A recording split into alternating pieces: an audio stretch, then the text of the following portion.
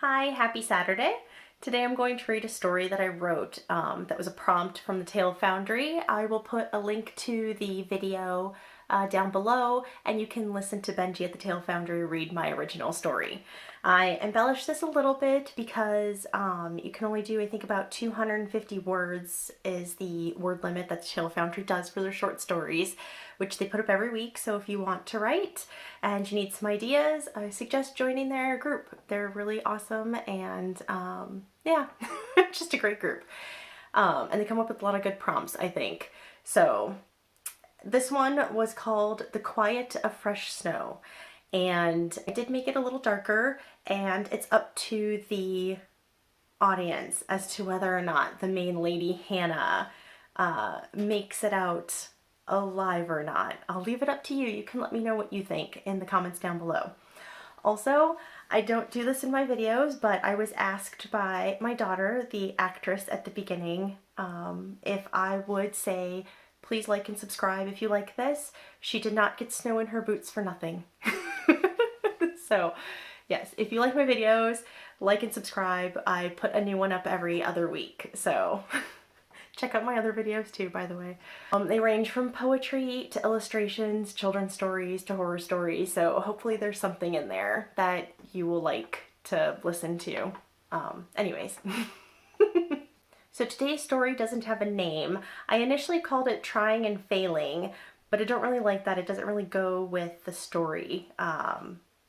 Yeah, I don't know, maybe Trek in the Snow? If you have a suggestion, please tell me. I'm up for suggestions and feedback. The prompt. Hannah loved snow as a kid.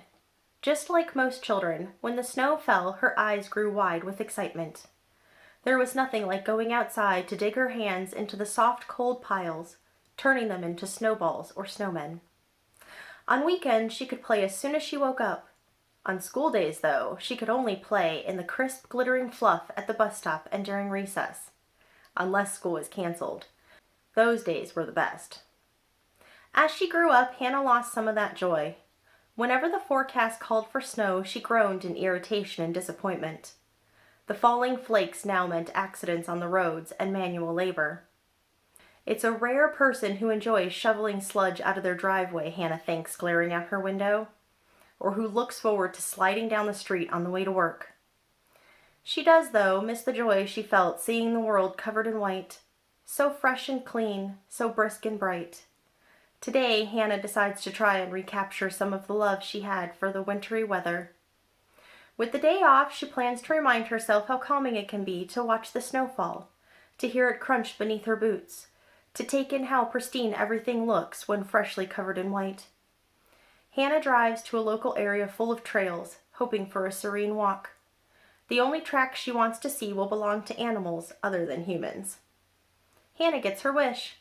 The winter wonderland she chooses is deserted and hers alone. The warm sun and refreshing air make her smile as she starts down a path. Her eyes soak in the beauty, her lungs get their fill of clean air, and her body enjoys the exercise. She turns down a second path which leads to another and another, going deeper and deeper into the woods. After nearly an hour of slowly trudging along, Hannah decides to call it a day. She turns around and follows her tracks back to her car. However, after a few minutes, her boot prints show more than a single pass through some areas. Hannah tries to convince herself that there's another walker nearby, but the air is devoid of sounds, save for the gentle wind blowing through the trees.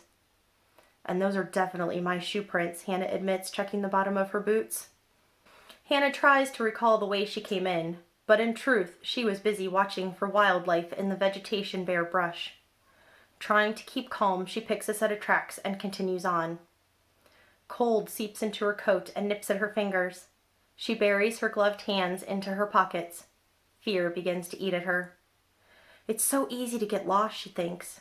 If I don't find a way out, how long would it take someone to notice my car? Hannah pushes herself harder, ignoring the snow making its way up and over the edge of her boots, soaking her socks and freezing her toes. No longer loving the sound of snow crunching underfoot, the cool air, or the scenery around her, Hannah marches on. The end. I hope you enjoyed this story. Let me know what you think. Again, like and subscribe. My daughter, she was angry for me dragging her out to record this video in a park nearby, so she wasn't really. Anyways, I hope you liked it, and I will see you again in 2 weeks.